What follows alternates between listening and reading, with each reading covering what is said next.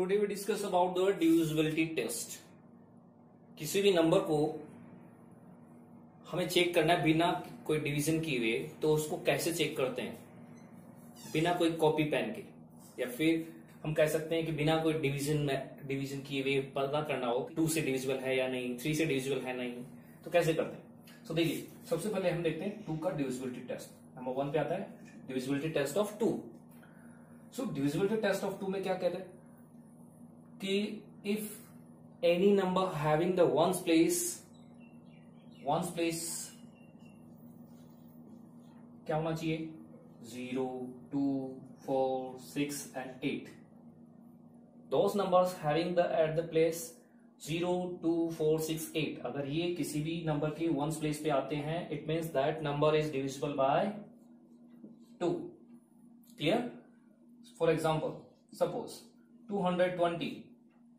220 is a number, so ones place is here 0 and here 0. It means according to the divisibility test of 2 क्या कहता है कि ones place पे 0 है तो वो क्या है, 2 से डिविजिबल है। इसका मतलब ये 2 से डिविजिबल है। ओके, सेकंड आता है divisibility test of 3।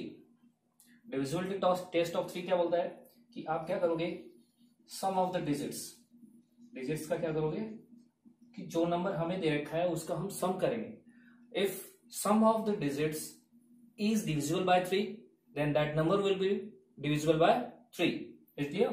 For an example, suppose 320 is a number, हमें चेक करना है कि ये 3 से डिविजिबल है या नहीं, तो क्या करेंगे, इनका सम करेंगे। is equal to here 5 and 5 is not divisible by 3,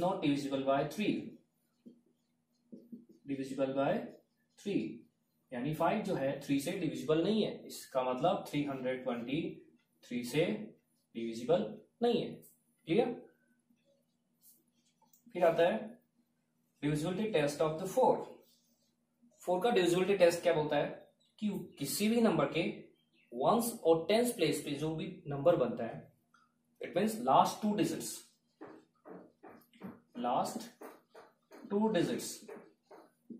अगर लास्ट 2 डिजिट जो है किससे डिविजिबल हो, by 4, last 2 digit is divisible by 4, तो वो नंबर भी क्या होगा, 4 से डिविजिबल होगा। इट मीन्स देख लीजिए 302 फॉर एन एग्जांपल, 320 को हमें चेक करना है कि ये 4 से डिविजिबल है कि नहीं। Last 2 digit is 20, it means 20 is divisible by the 4, 5 times completely divisible by here, so it means 320 is also divisible by 4.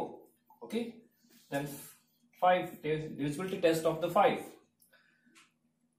Those numbers having at the place of ones place is here 0 and 5. अगर किसी number के ones place पे 0 and 5 आ जाता है ones place, तो वो number क्या होगा, 5 से डिविजिबल होगा। फॉर एन एग्जांपल 555 क्या है, वंस प्लेस पे 5 है, इसलिए वो 5 से डिविजिबल होगा। And 550 ones place 0, it means ये किससे होगा, 5 से, यानी 0 and 5 अगर आता है तो it means that number is divisible by the 5। फिर आता है 6 के हमें 2 फैक्टर बनते हैं, 2 into 3। अगर कोई नंबर 2 से भी डिविजिबल है और 3 से भी डिविजिबल है, 2 and 3 से अगर दोनों से डिविजिबल है तो वो 6 से भी डिविजिबल होगा। क्लियर? अगर 1 से है, 1 से नहीं है और 1 से है, तो वो इससे 6 से डिविजिबल नहीं होगा। It clear? So this is the divisibility test of 6. So 6 number is your divisibility test of 7. आप लोगों ने 7 का डिविजिबिलिटी टेस्ट मेरे ख्याल से सुन ही नहीं रखा होगा। सो हम आज यहाँ डिस्कस करेंगे कि डिविजिबिलिटी टेस्ट ऑफ 7 क्या होता है। तो इसके लिए क्या होते हैं, 2 चीजें हैं इसमें।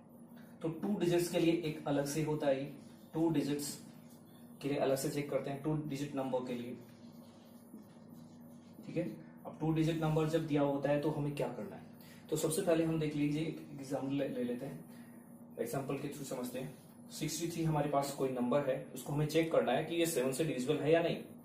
ओके, तो क्या करेंगे, सबसे पहले यहाँ पे जो टेंस प्लेस पे जो डिजिट है, टेंस प्लेस जो डिजिट होती है, टेंस प्लेस डिजिट उसको हम करेंगे मल्टीप्लाई किससे, 3 से।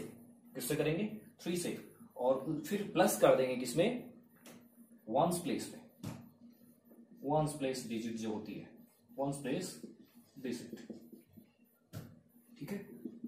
हमें ये काम करना है। सबसे पहले क्या करना है, टेंस प्लेस डिजिट को 3 से मल्टीप्लाई करना होता है और वंस प्लेस में उसको ऐड कर देते हैं। तो देखिए यहाँ पे टेंस प्लेस डिजिट क्या है, 6, और इसको मल्टीप्लाई कर देते हैं 3 से, प्लस किसको करेंगे, ones place digit. Ones place digit है 3, तो हो जाता है आपका 18 प्लस 3 21। 21 is divisible by 7।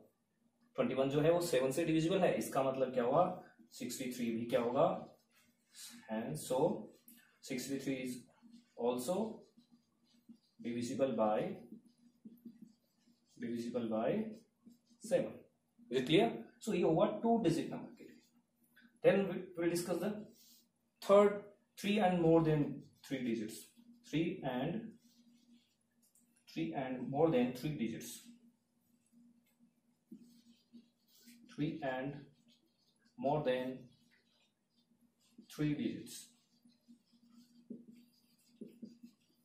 इसमें क्या होता है, देखिए इसमें एक एग्जांपल ले लेते हैं, एग्जांपल से आप समझ लीजिए।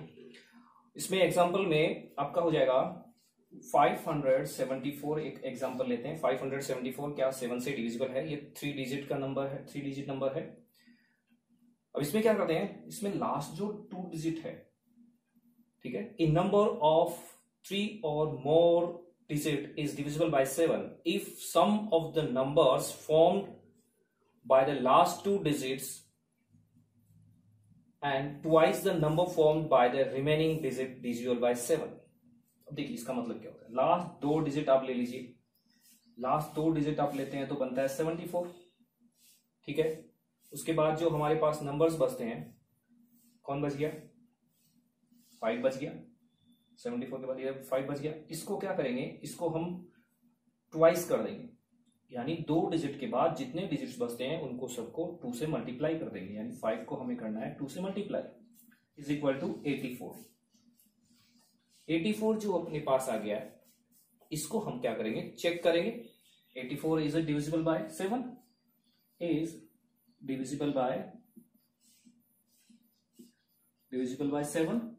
अगर 84 7 से डिविजिबल है 84 डिविजिबल है, इसका मतलब 574 भी क्या होगा, इज ऑल्सो डिविजिबल बाय